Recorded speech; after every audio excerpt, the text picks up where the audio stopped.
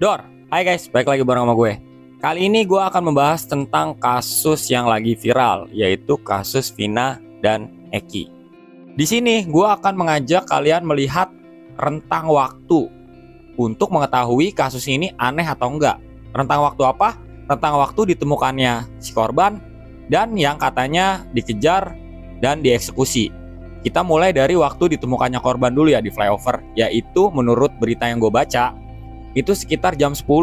Tapi menurut keterangan kuasa hukum dari para terduga pelaku atau terdakwa ya, karena udah ingkrah, udah ada keputusan tetap, itu sekitar jam setengah 11. Kita anggap aja itu jam setengah 11 ya. Pada tanggal 27 Agustus 2016, kejadiannya Sabtu malam Minggu. Ingat, ini kejadiannya Sabtu malam Minggu. Oke, setelah kita mengetahui waktu ditemukannya para korban, yaitu jam 10.30 malam atau jam setengah 11 malam ya, kita akan melihat secara runut dari awal dakwaan ya. Awal dakwaan adalah para terdakwa ini dikabarkan melihat kedua korban melintas lalu mengejar. Di sini gue akan memberikan estimasi atau perkiraan waktu dalam pengejaran itu sekitar 10 menit. Oke, dikejar sekitar 10 menit.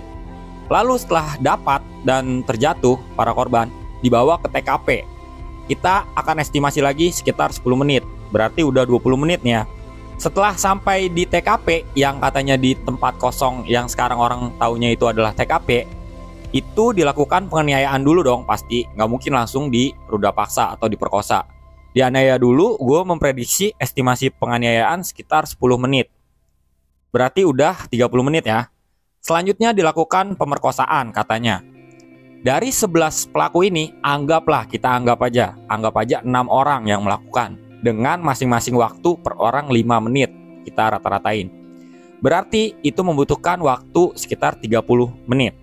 Setelah itu, pasti setelah korban katanya meninggal setelah dianiaya itu ya dan diperkosa, itu ada yang selanjutnya adalah perencanaan dalam membuang alat bukti atau membuat kasus menjadi kabur. Di sini akan direncanakan gimana kita buangnya, atau mau ditinggalin aja atau gimana. Pasti ada orang yang cukup pinter ya dari antara satu orang itu terus bilang kita bawa aja ke flyover. Misalnya nih ya, kita bawa aja ke flyover dengan cara jangan diseret. Kalau diseret nanti akan menimbulkan banyak bekas atau jejak yang gampang untuk diketahui.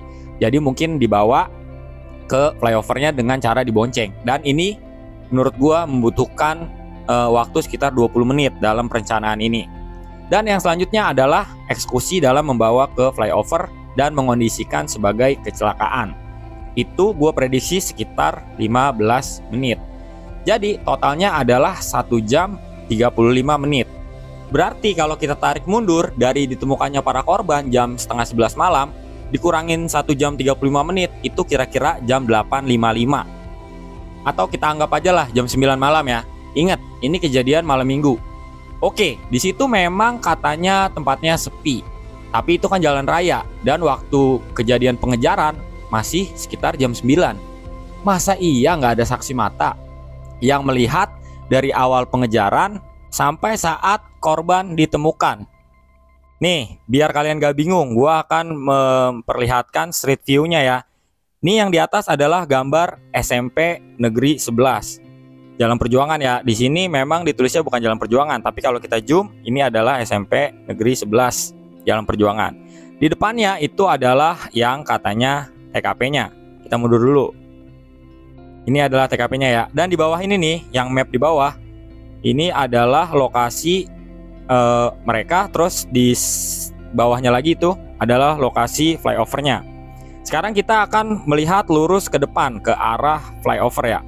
Masuk akal nggak menurut kalian di tempat kayak gini jam 9 malam kira-kira nggak ada orang di malam Minggu ya?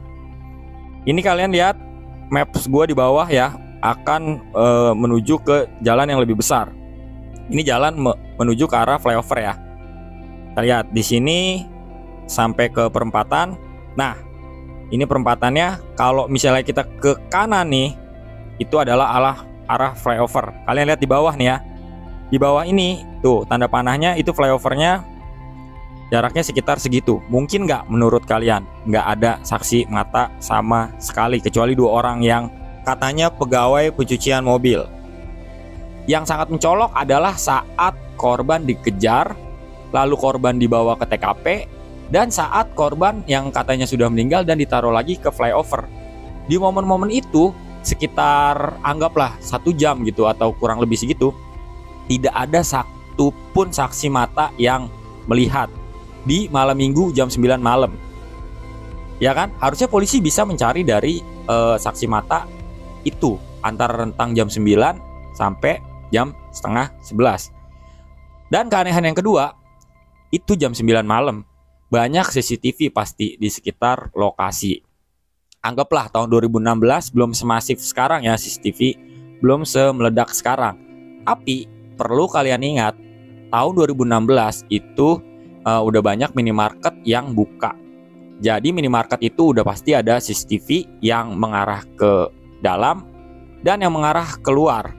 Bukan cuma minimarket, rumah di pinggir jalan, orang yang agak kaya lah bisa kita anggap, itu juga pasti punya CCTV. Jadi dari dua hal ini, antara saksi dan CCTV itu adalah sesuatu yang sangat janggal kalau kita lihat dari waktu ditemukannya korban dan kita analisis ya dari waktu pertama korban yang katanya dikejar.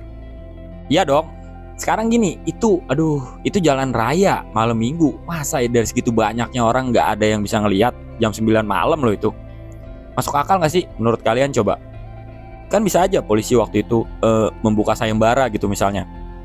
Barang siapa yang melihat kejadian pada saat itu atau barang siapa yang melintas pada saat itu di lokasi flyover, silakan memberi keterangan ke Polres. Jika jangan takut gitu, atau jika takut akan didatangi dan di identitasnya akan ditutupi atau disembunyikan dan dijamin keamanannya gitu. Pasti ada orang yang mau cerita yang kebetulan pada saat itu lewat. Bener nggak ada yang katanya dikejar atau ada keramaian lah di flyover itu pada jam yang tadi gue sebutkan. Dan belum sampai di situ, masih ada lagi keanehannya. Di sekitar lokasi ada tukang jok yang waktu itu diwawancarain oleh media yang bilang dia biasanya tutup jam 12 malam. Saat itu pada tanggal 27 Agustus malam dia mengatakan kalau dia tidak mengetahui ada keramaian di situ kecuali ditemukannya kedua korban yang katanya kecelakaan. Coba bayangin, dia aja di situ nggak tahu kalau ada pengejaran segala macam, pasti kan rame. Dan dia nggak tahu sama sekali kalau ada keramaian di sekitar situ atau berkumpulnya orang. Yang dia tahu adalah ditemukannya korban yang katanya kecelakaan. Jadi kasus ini ada saksinya, memang 2 orang yang katanya pegawai pencucian mobil juga di sekitar situ. Sama nih berarti sama abang tukang jok tadi, abang penjual jok. Sama-sama di sekitar situ, tapi 2 keterangan ini berbeda. Dan 2 orang yang katanya saksi yang menyebutkan para tersangka ini yang menunjuk gitu, itu tidak dihadirkan di persidangan. Jadi nggak bisa dikonfrontasi atau nggak bisa dikonfirmasi keterangannya. Nah, jadi menurut kalian gimana guys?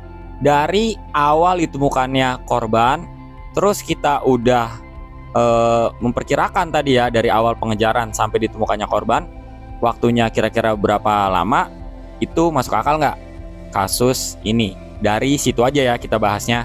Terus nanti di video selanjutnya gue juga akan mengulas tentang kasus ini, tapi berdasarkan logika yang udah tertuang di pengadilan ya, atau yang udah dikemukakan oleh orang-orang yang terpercaya, bukan dari media kayak Facebook gitu yang belum diketahui kebenarannya. Misalnya katanya ada 3 Linda nih, terus salah satu adalah Linda yang sebenarnya.